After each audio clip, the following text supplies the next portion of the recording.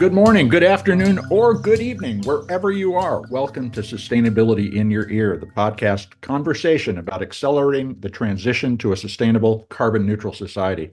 I'm your host, Mitch Ratcliffe, and thank you for joining the conversation today. As we enter 2024, closing the books on 2023's record heat, economic and geopolitical turmoil, and a raft of climate change stories in the mainstream press, we're fortunate to have project-censored's Andy-lee-Roth return to the show to discuss the most underreported environmental stories of last year. Andy is the Associate Director of Project-Censored and last visited with us to discuss 2022's underreported stories. You know, it used to be the case that only sites like Earth911 wrote about the ways to reduce our environmental impact. But now the mainstream press has responded to rising public concern with more of that kind of practical information.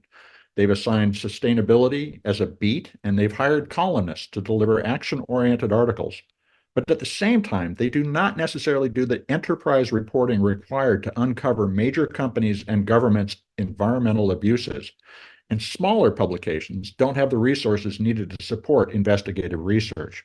So we're getting more attention to the climate crisis, but not enough digging into the continuing sources and causes of the climate crisis, from misleading research funded by private companies to the lack of oversight of new products and chemicals like per and poly-fluoroalkyl substances, or PFAS, the forever chemicals that are in our water and even in our bodies.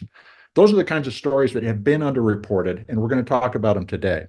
The news is what we make it. And unfortunately, in this era of transactional politics, the news is often only what we are willing to pay for, and that can create closed spaces in which our biases and our assumptions are not challenged because we're reading things that only confirm them. Now more than ever, an independent press is necessary. So let's see what publications are doing the important work of breaking major climate and environmental stories. You can learn more about Project Censored and the underreported stories of 2023 at project-censored.org. Project Censored is all one word, no space, no dash. Now let's get to the conversation. Welcome to the show, Andy, or rather, welcome back. How you doing? It's great to be with you again, Mitch. I'm looking forward to our conversation. Well, you guys every year do really important work, but I want to start off with a question. You know, we're entering 2024 and AI is everywhere. Yeah. It's in search sites, and that may be beginning to obscure the breadth and damage related to climate change because it picks out from the majority of information on the web key trends or key information, and a lot of that is false. So now that AI is designed to keep readers on the search site, you know, give them the answer and let them move on the way, how can people avoid being caught in AI created bubbles of information? What can people do to stay out of that? Before I answer the question directly, let me background it a little bit. Sure. Because this is something that Mickey Huff, the project's director, and I write about in the introduction to the State of the Free Press yearbook. This newly developing phenomena promoted by social media and the very dynamic you're talking about, Mitch, this phenomena of news finds me, right? Mm-hmm. And this kind of perception, or we should probably say misperception, that as long as we're connected by social media, any important news will come to me through my feed. Yeah.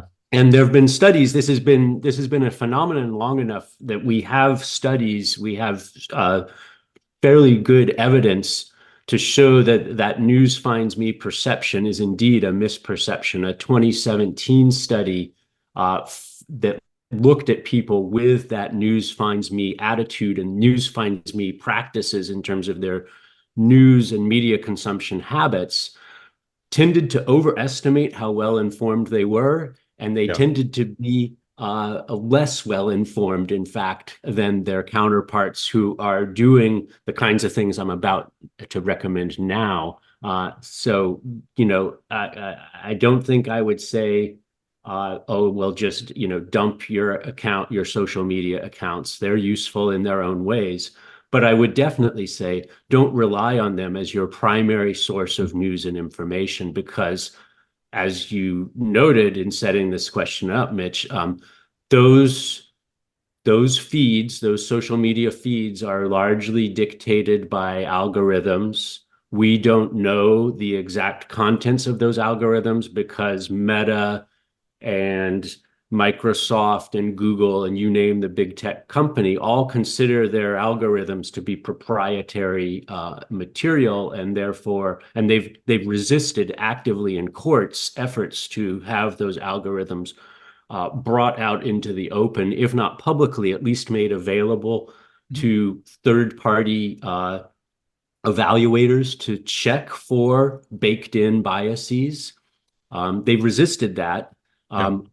And so basically, like, it's another, I think it's one of many cases where we trade convenience for control, right? Or autonomy. And when you rely on an algorithmically generated news feed to keep you informed, you're at the mercy of the algorithm. And however it's been programmed to promote some things and either sideline or blockade altogether other types of content or other sources of content. And we know also, this is part of the work I do with Project Censored, we track these things.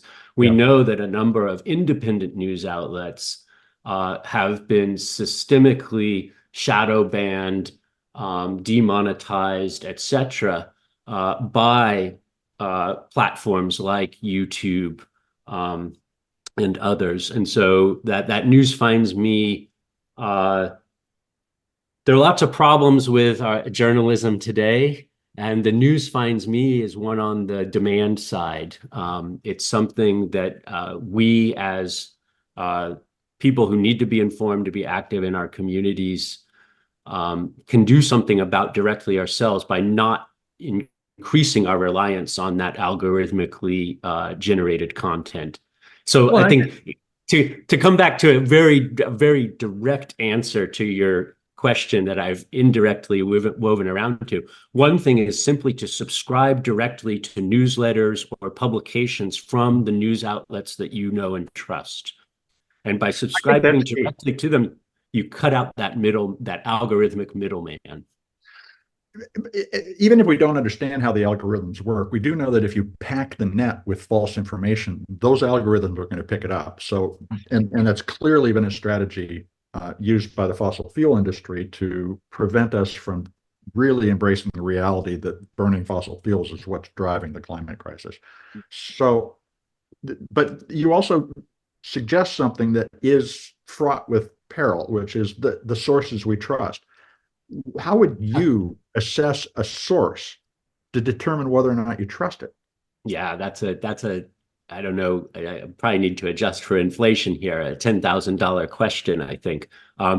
I think one of the keys is to not think in terms of outlets per se, but to think in terms of the quality of the individual report itself. And it's much easier. This is what we teach in our critical media literacy curriculum in classrooms across the country, is to a few things that are fairly easy to do to assess the quality and validity of particular stories. And so for me, one of the biggest one is to look at who the reporter's sources are for that story. And when you see a story about climate change where all the sources are either Congress people or spokespeople for big corporations, you might immediately begin to suspect there's more to this story than is being reported here in this article, right? Like so the phrase sources, scientists say, rather than the scientists name their institution and so forth is the kind of thing that I would look for instance. Yeah, that and definitely then like that points to a kind of a second kind of thing where again, I think this is kind of like critical media literacy 101. It takes more time to do, but again, it leaves you with more, it leaves each person who does take the time to do it with more of a sense of control over what kind of news we're allowing to influence our perspectives. Tracking back sources, right? So a lot of what the news we're reading now is online, which makes it even easier to do that than it would have been in the past. They're often, a well-sourced article will have hyperlinks that take you back to the peer-reviewed journal article that's being cited as evidence for whatever the claim is made, and you can check that. And oftentimes those those peer-reviewed articles have information about what, if any, conflicts of interest the authors of that study may have. Now, of course, we're at the mercy of honest and fair appraisal of what constitutes a conflict, but there's more, right? If you go back and see, like, oh, well, this claim is based on Andy's blog, and Andy says the moon is made of green cheese because his mom told him so, then you might say, that's not a trustworthy source. I'm going to read this article with some skepticism. Exactly. Now, one of your underreported stories this year is the influence of fossil fuel money on research. How do I know when I read a peer-reviewed research report that researcher wasn't paid by fossil fuel interests to cast the question in a way that it's going to find a benign outcome for the fossil fuel industry? Yeah, that unfortunately, that has become that area of gray uncertainty is becoming wider due to the influence of fossil fuel money on university climate and energy research. This is a story that was broken in March of this year in The Guardian, also in The Nation, based on a study that was produced by Data for Progress, a progressive think tank. And just, I can get to the heart of the story by just quoting part of The Guardian's report. Mm-hmm. Fossil fuel firms have purposely sought to colonize academia with industry-friendly science rather than cede overt climate denial. So there's been a shift in tactics now, right? For a long time, big oil and other and ancillary industries dependent on fossil fuel all sought to just outright deny that climate change had human causes with links to their products. Now the shift is to colonize academic research with a kind of industry-friendly science. The study that this is based on looked at 27 universities over a 10-year period and found that those universities received some $667 million in fossil fuel donations during that period. These are some of the most prestigious institutions in the country: UC Berkeley, George Mason University, Stanford, UT Austin, MIT, Princeton, Rice, Harvard. They're all receiving significant amounts of money. In that one decade, UC Berkeley received a total of $154 million in funding. And as so we've even learned, sorry. So, and as we've learned, universities are not particularly ethical in a variety of ways when it comes to money. Admissions, we've seen a number of really disturbing trends there. Is there a way for us to, as citizens, particularly, let's say, citizens of the state of California, to ask for the state university system to stop doing that? That's a good question. I mean, I think political pressure is always useful and calls for oversight. Of course, it pains me to say this, but we're at a time where public trust in universities is already low and diminished. And I think that's the result of overt and tacit efforts by conservatives to undermine university credibility. So this is a kind of crisis, I think, because historically we've turned to university researchers, scholarly inquiry as a depoliticized way of making sense of things. And I know that statement I made is fraught with historical exceptions. Educational institutions are not always liberatory, even if their rhetoric is. But by and large, I think we're seeing, this is evidence of a shift in how science is done that is deeply troubling, right? And so I think, to put a positive spin on this, it's independent news outlets that are alerting us, that are in effect sounding the alarm bell that this is an issue. When we researched this story for inclusion in this year's book, we found little to no corporate news coverage of the Data for Progress report at all. There has, the Guardian and the Nation helped focus public attention on this to some extent, but the nation's most prominent newspapers haven't really covered this as news. We found examples of opinion articles, or if they're prominent newspapers, sometimes there's an online article, but not in the print version of the paper. And so there's a kind of marginalization of this story in the corporate press that is also part of the problem. And in terms of where I focus my attention and research, that's one way in on this, is we need better news coverage of this, because without that news coverage, the public ire to perhaps engage in the kind of political mobilization that you're suggesting for greater accountability just won't be there. And that, of course, serves the people making these donations on behalf of fossil fuel interests. They would rather this wasn't a big public issue. Well, and ultimately, we won't be able to always discern a donation on behalf of the fossil fuel industry, because it could be an individual who is not clearly associated with it, or at least is insulated in some way, maybe through a foundation. Yeah, although yes, that's true. But in this case, what the research was showing is that, these are basically organizations that are acting on behalf of ExxonMobil, BP, Shell, you name them, or in some cases, like Koch Industries, right? So the funding in this case is, and this is part of what makes the study, I think, both that it was doable, but also that it's so compelling, is like this is like pretty direct access. And again, the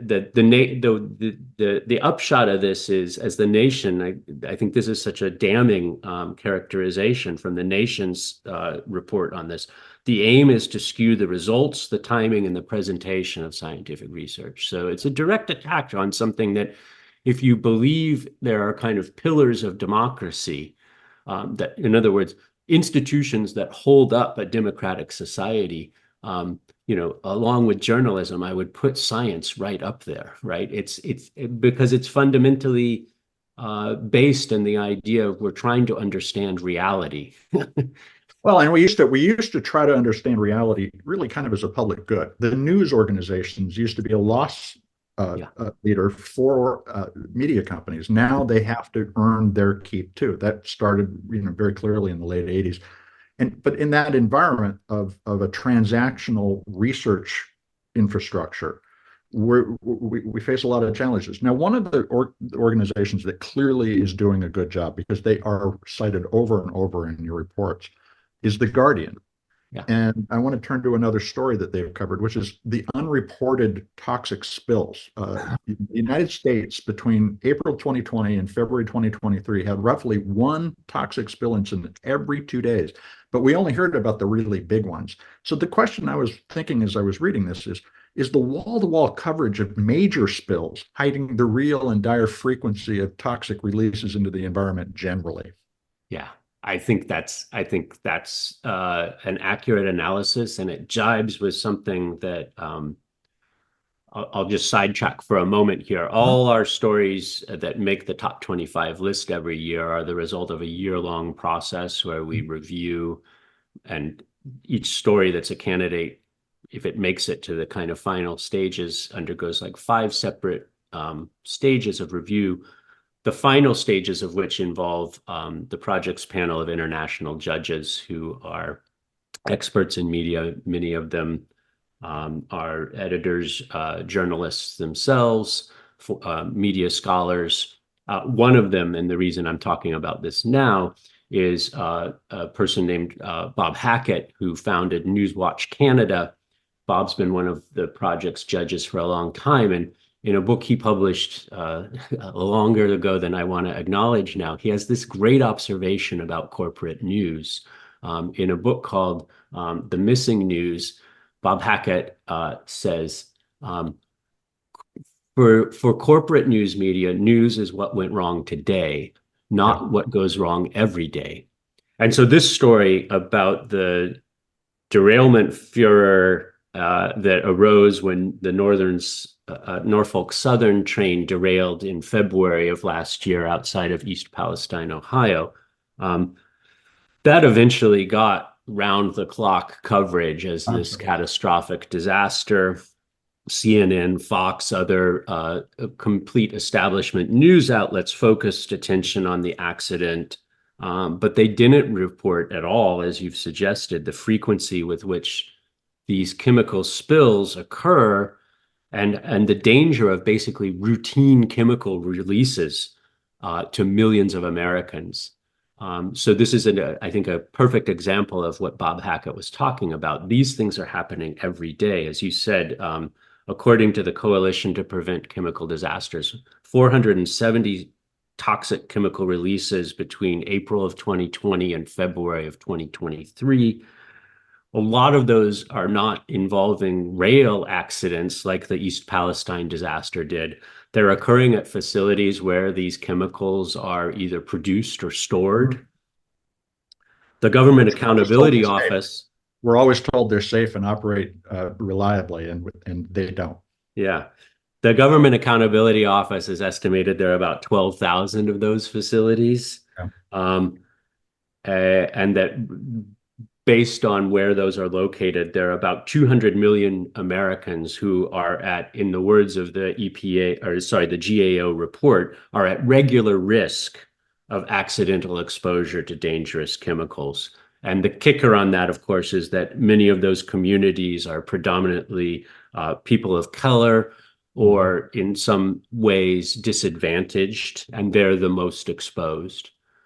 So I think part of the problem here is, again, as I said before, this story is in our list this year because it didn't receive any kind of significant establishment news media coverage.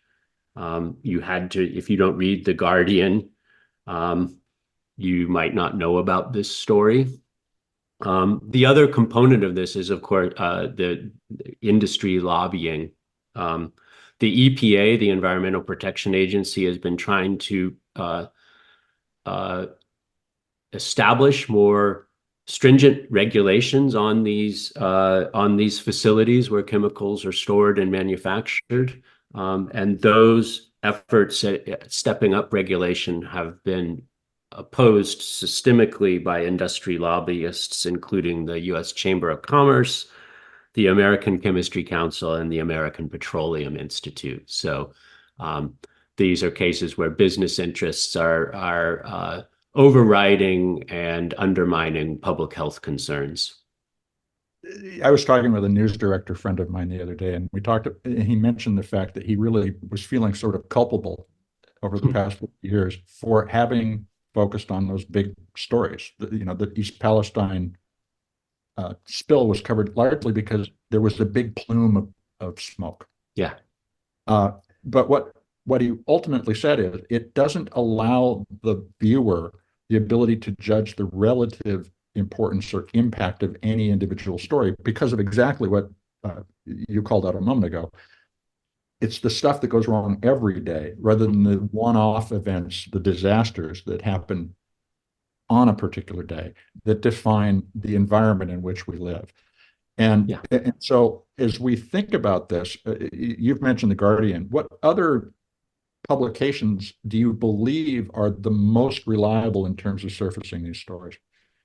Well, one that I'm a huge fan of, and so this is me speaking personally now and not on behalf of the project, because I wouldn't want to single out one at the expense of others. And there are a lot doing good work. I mean, I think that's a wonderful problem for us to have, right? The challenge is that each of those organizations, and I'll answer the question in a moment, each of those organizations is relatively small in comparison to, say, the reach and influence of a New York Times or a Wall Street Journal or some of the network and cable news televisions. And so the challenge, I think, is and this is something that Peter Phillips, who was the director of the project when I first became involved, he always talked about we need to validate these independent news outlets, validate them in the sense of let members of the public know that they're out there and they're trustworthy and they deserve our support and attention. One I would put up there is High Country News. Mhm. I was talking earlier about like just following organizations directly rather than through a social media feed. And um, I'll just make a shameless plug for High Country News, which I have no financial interest in. I just think they do a great job. They put out a beautiful magazine, a beautiful and informative magazine every month Yeah. that has stories I don't see anywhere else. And a subscription to the print edition doesn't actually cost very much at all. I think an introductory subscription is something like $20 a year. And so I would put in a plug for that, for High Country News to be on people's radar, especially for those of us living out in the kind of the broadly defined the American West. Yeah. But I think it's relevant for anyone in the United States. They do an especially good job of reporting on issues facing rural communities, and we do know that so much of the kind of corporate news media is very city-centric and urban-centric in its focus. But I would also say anyone interested in kind of news outlets, it's a happily difficult task to say there's so many wonderful independent news outlets out there now. And I think the trick is connecting people as people who are hungry for significant, meaningful news and not junk food news, connecting them with those outlets. We have a resource on the project-censored website that was originally developed for the students and faculty who identify and vet the stories that become candidates for our annual top 25 list. The project put together a list of independent news outlets, and it's by no means exhaustive, but it's consists of outlets that over the years we've consistently sourced stories from. And you can find that that link on our website is just a link at the footer of the homepage to independent news outlets, and it's organized thematically, and it has some background and also links to organizations doing critical media literacy education. And I would recommend that source to people if they're interested in expanding their news diet to include some things other than the kind of the junk food on offer from the cable news networks and the TV news stations, especially. Well, that's a great recommendation. And what we'll do is we'll include a link directly so people can find that in the article that goes with the podcast. But let's take a quick commercial break. Unfortunately, we live in a transactional world. So here we go, folks, some ads. We'll be right back.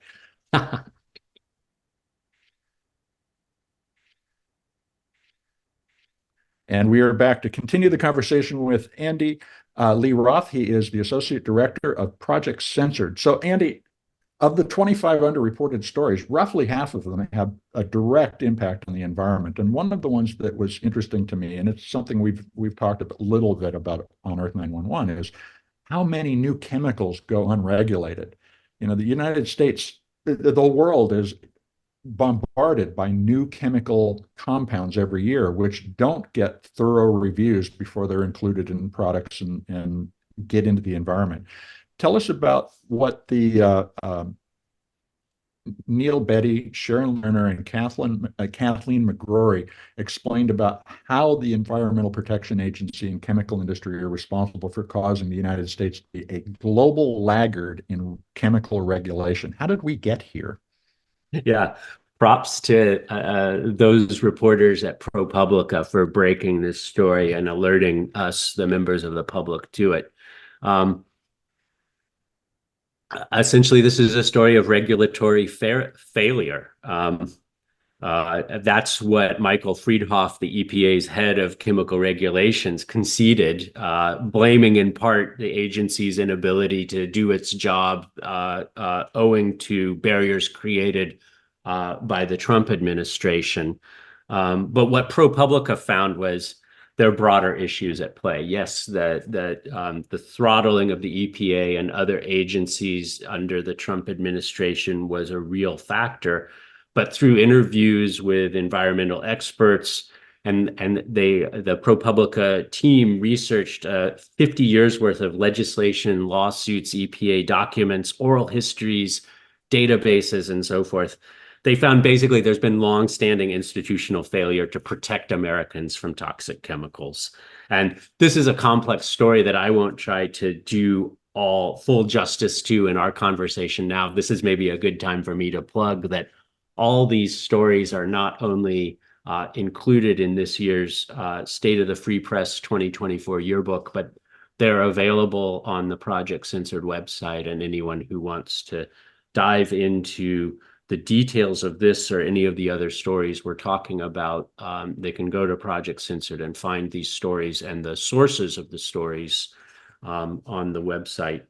Just to say a little bit more about this, one of the problems has been that the EPA can't keep pace with the sheer number of new chemicals that they're supposed to assess each year. There's a lengthy assessment protocol. There's also all kinds of industry resistance to that process. And so, it's hard. Like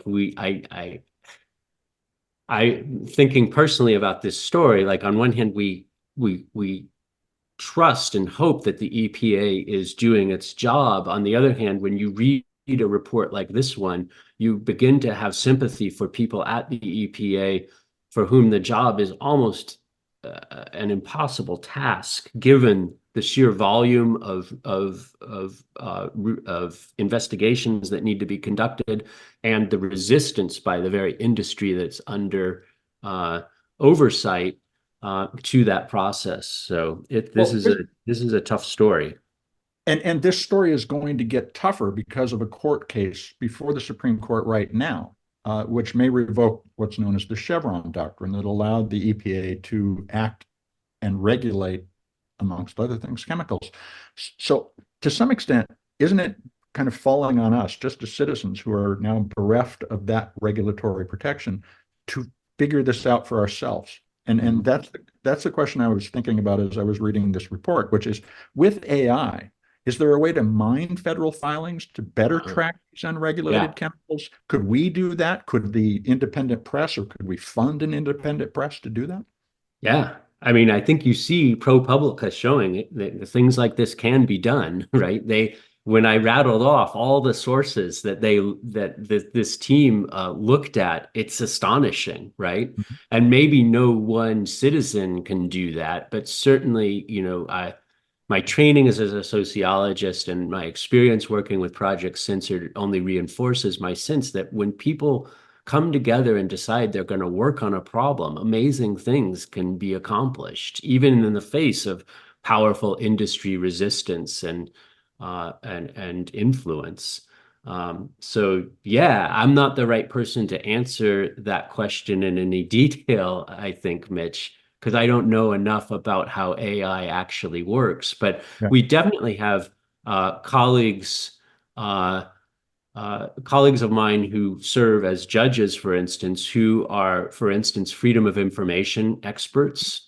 Mm-hmm. And part of what they spend their time doing is figuring out how to make information that the government otherwise wouldn't reveal to the public, how to make it publicly accessible. And I think I can imagine a response to this kind of story that would be the coming together of people with experts in AI, people with FOIA expertise and experience, journalists, maybe even some sociologists, to do just the kind of thing you're talking about. I mean, again, this brings back to kind of the core reason that Project Censored exists. I love to burrow into the details of these stories, but sometimes it's good to pull back and talk about the core reason the project exists is based on the premise that a well-informed public makes for a more robust democracy. Mm-hmm. And building from that premise, the idea of putting out a story list every year is twofold from my point of view. One is each of these stories is independent, is important in its own right. But the other thing is the cumulative database that the project has established since 1976 25 stories a year for 48 years.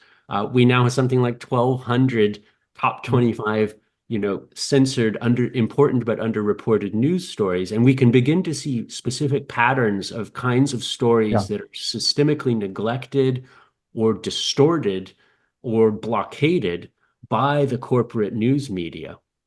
And of course, the kind of environmental stories that are the focus of our conversation today and Earth911's work in general are prominent in that kind of in that listing of stories that don't get the attention they deserve from the corporate news media. And I think that has everything to do with conflicts of interest. The corporate news media are premised on and reflect a corporate worldview. And so the depredation of the environment, I think personally, is largely to be put at the doorstep of corporate entities.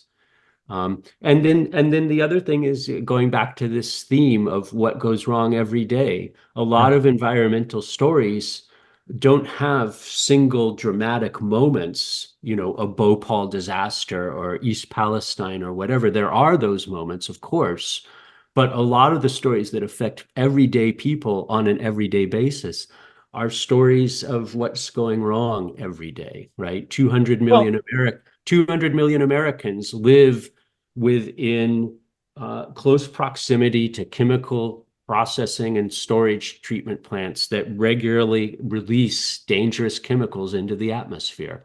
That's an everyday grinding problem, not something. It doesn't lend itself to the dramatic news photograph that makes an above the fold headline story. Well, my experience as a reporter, and going back even 30 years, when I used to have to subscribe to the Federal Register in paper, we got it daily at Map Week and at another publication I worked at. And the interesting thing is that a lot of the information is there.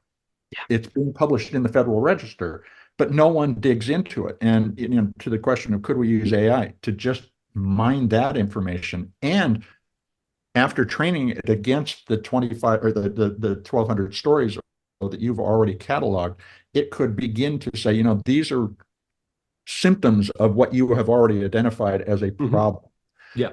And so there, even though we are now awash in information, we may actually beginning to be to have access to tools that will help us to dig through it in order to identify what's that daily problem that we really need to be paying attention to, rather than the big smoke story.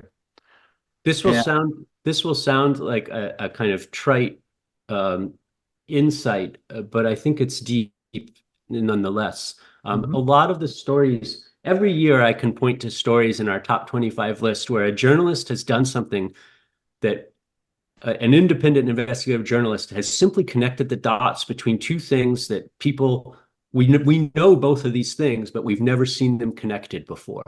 Right. And sometimes it's using the most kind of mundane sources of data. I won't go into detail on this story, but one of our top stories is how big tech companies are increasingly hiring former US intelligence and Israeli intelligence officers to do the work of big tech. That's a story that Alan McLeod reported. His key sources for that story, LinkedIn. Right? You just have to watch the job listings. He just looked at what people listed as their current and former jobs, and he suspected that this was happening based on things that people had told him, sources had told him. But the way he verified it and came up with, I think, a substantively backed story was using LinkedIn and other job networking platforms to identify these hiring patterns. So that's I think the same kind of thing, the same sensibility. This is why we need independent investigative journalism, right? There's a sensibility there that I think, it's not to say that there aren't good reporters doing solid investigative work at the country's major newspapers. Of course they are. But they work in an institutional, organizational context that puts constraints on them that requires that has expectations of how they work and who they talk to that are different from their independent counterparts. And I Well, think and that's how why, much they produce too. yes.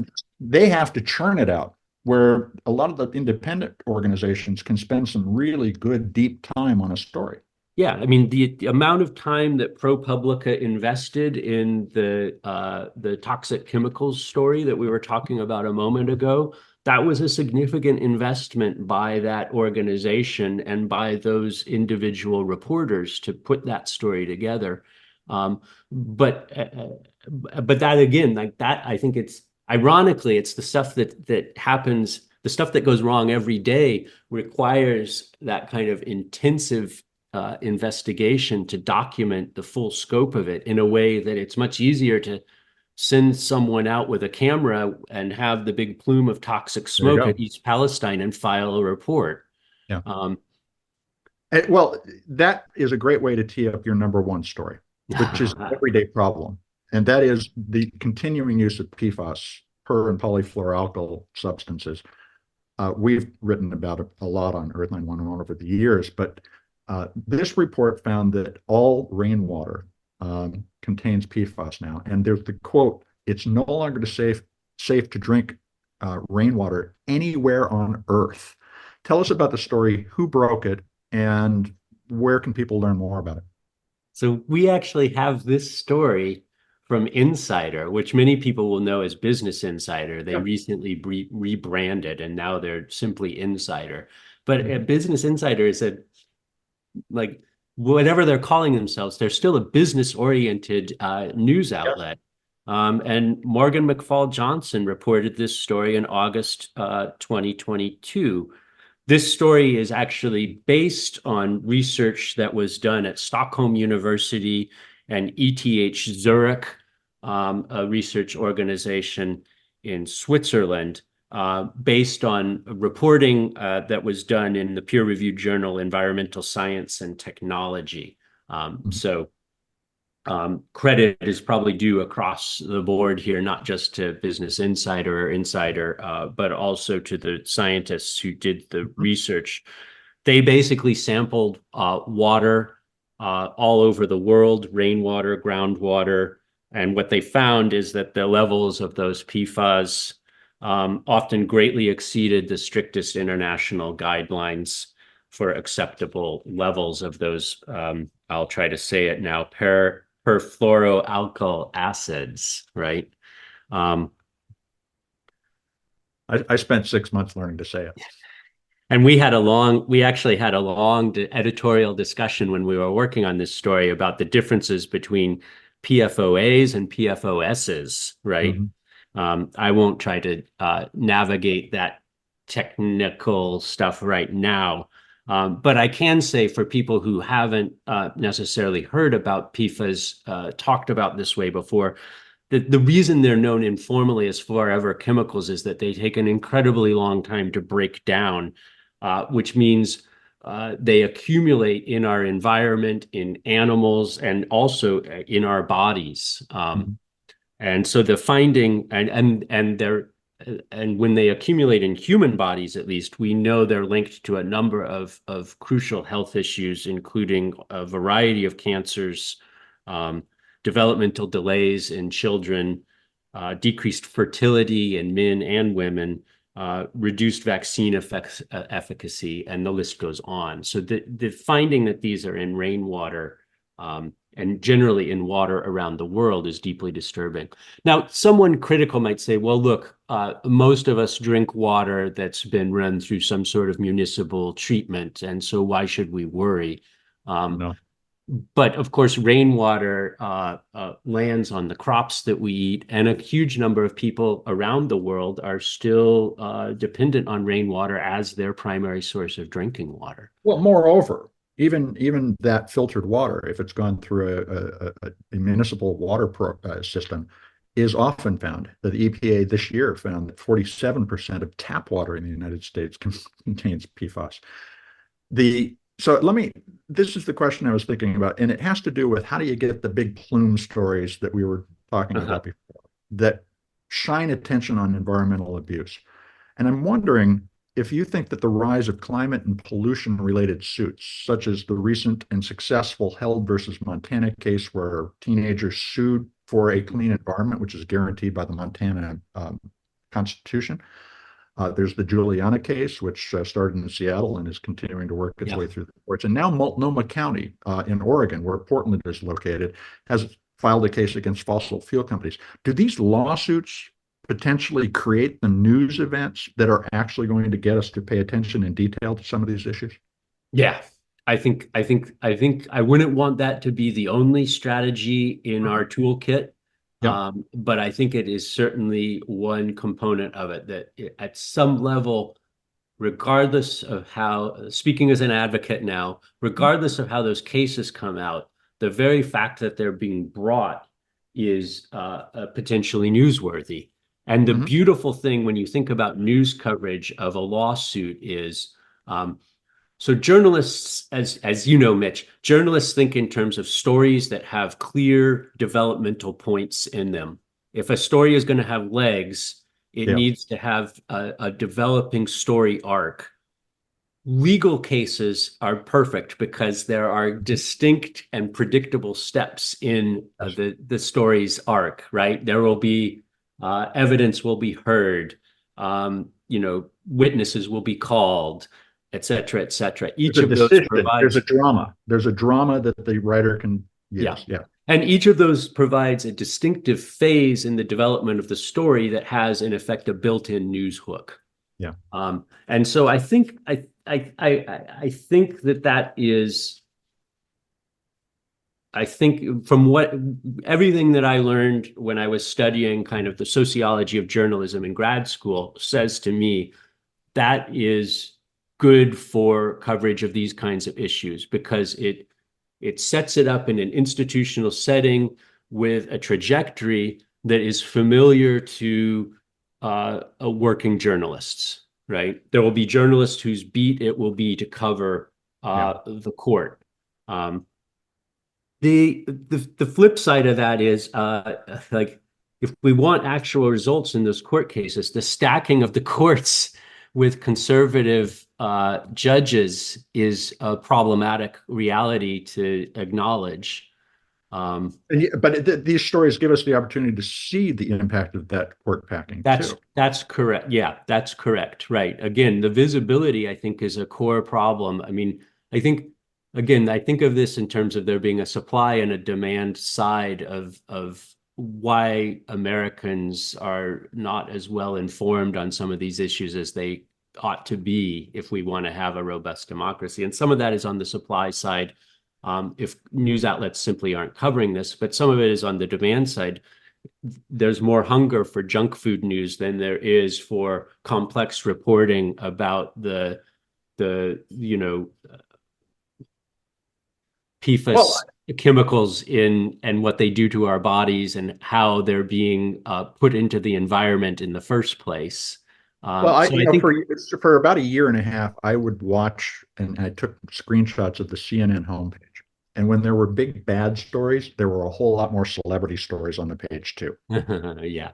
And to your point, the junk news is what a lot of people gravitate to, partly because they don't want to look at the reality of the world we're in.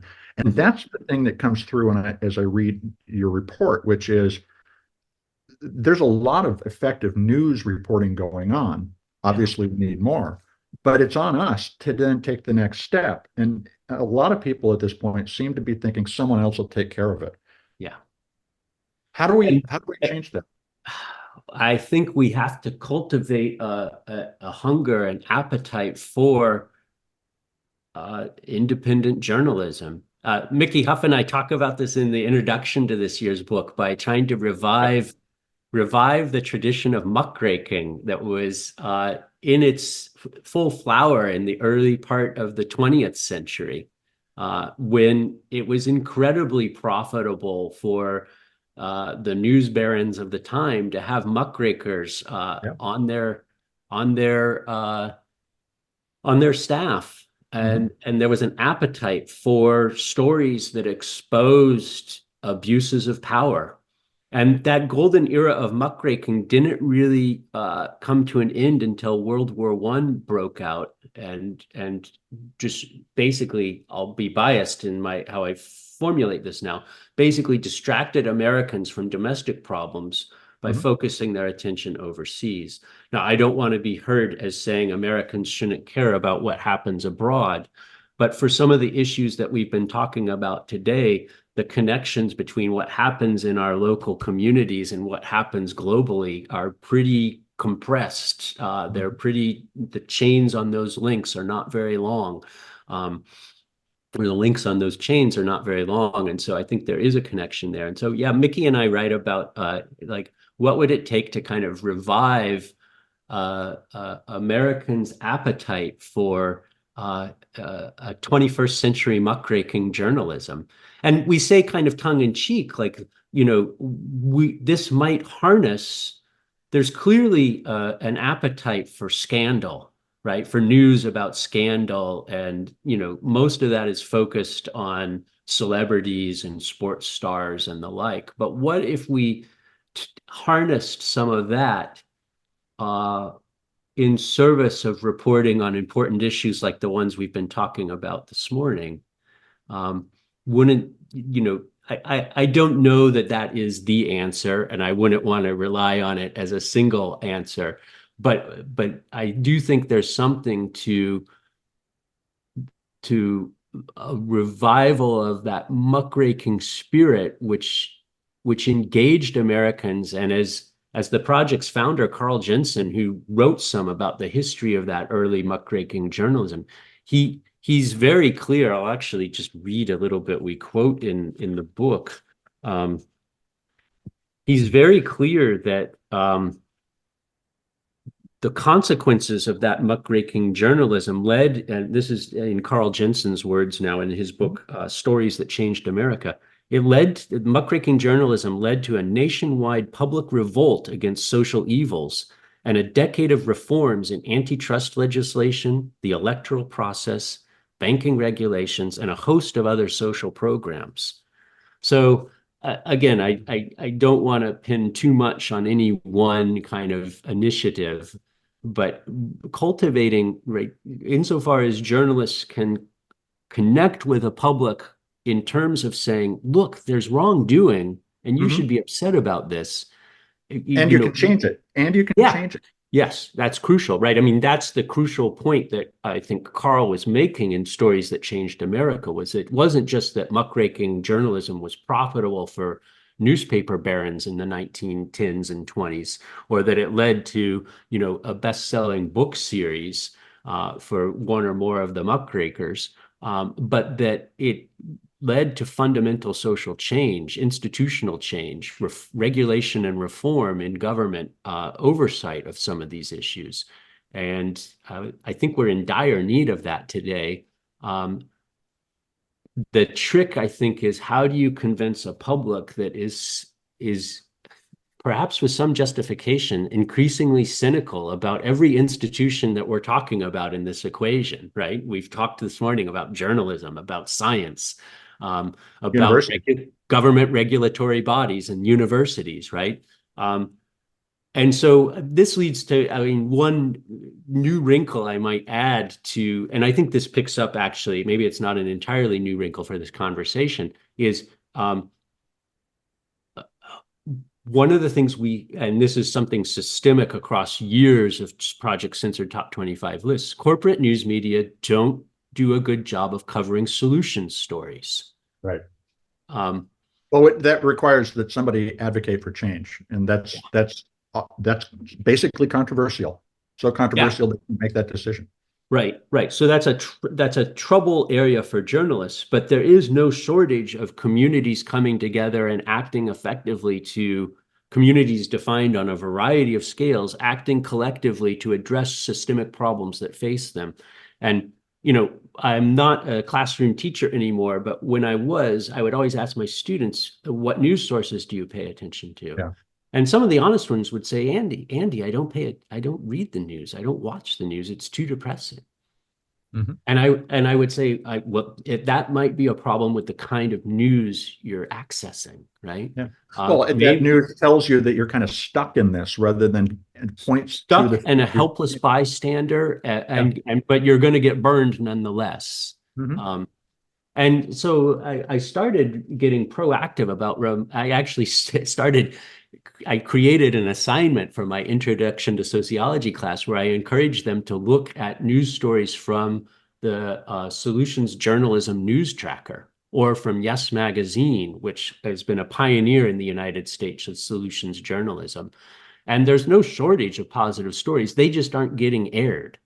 Yeah. So I think without contradicting myself, I want simultaneously, my vision would be a muckraking journalism that taps into people's desire for salacious scandal, but in service of public goods and public interests, not celebrity gossip.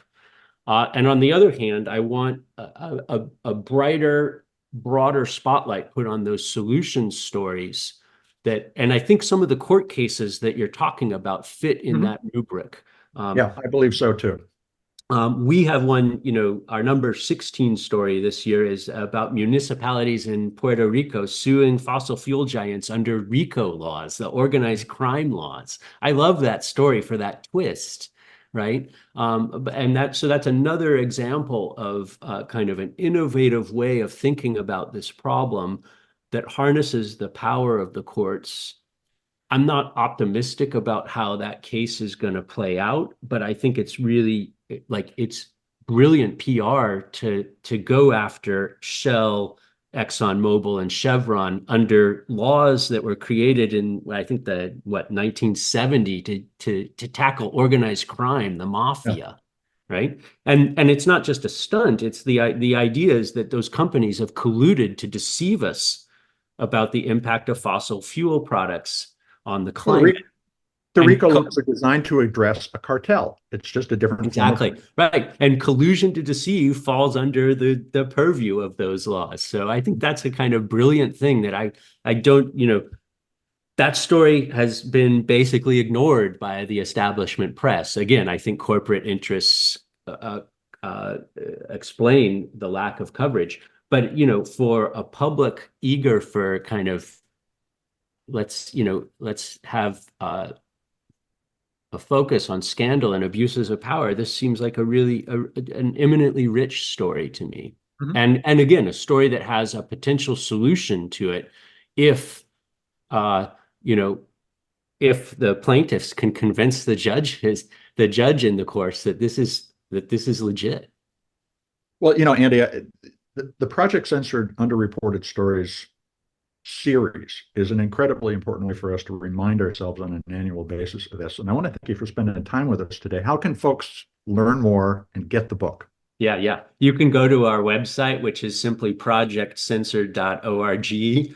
I'll laugh as I say this, but Project Censored has a presence on all the familiar social media outlets. So if you're accessing news that way, or at least partly that way, you can find us there.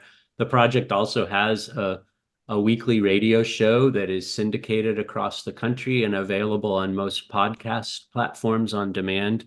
And then, of course, I'll just shamelessly plug the yearbook, sales of which support our programs for critical media literacy for students in classrooms. So any and all of those are ways to dig deeper and support what we're doing at the same time. Well, I hope that our listeners jump in and learn more and support this important work. Thank you, Andy, for spending time with us today. Yeah, it's a pleasure, Mitch. Thank you for featuring the project on Earth-911.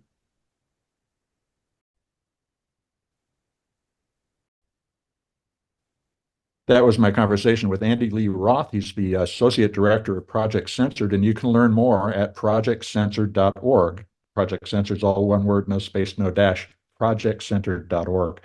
I'm not going to offer a lot of thoughts on this because I think we had a very comprehensive discussion. And as you can hear, news and reporting can be a vital part of our society, but we're in crisis, just as we're in crisis in so many other aspects of our lives, of our relationship with the planet, of our relationship with one another.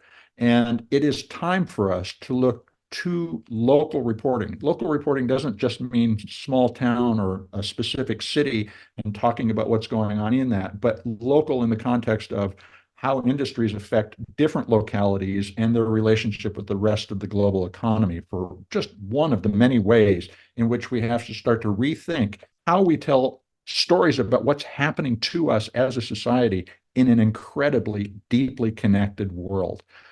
And so, folks, we'll continue to bring Andy back each year for these conversations, but we'll also try as best as possible to deliver the kind of news that you need in order to be better informed. And I hope you'll take a few minutes to share this podcast or any of the other interviews we've done on sustainability in your ear with your friends, your family, or your coworkers. If you take a moment to write a review on your favorite podcast platform, that will help your neighbors find us.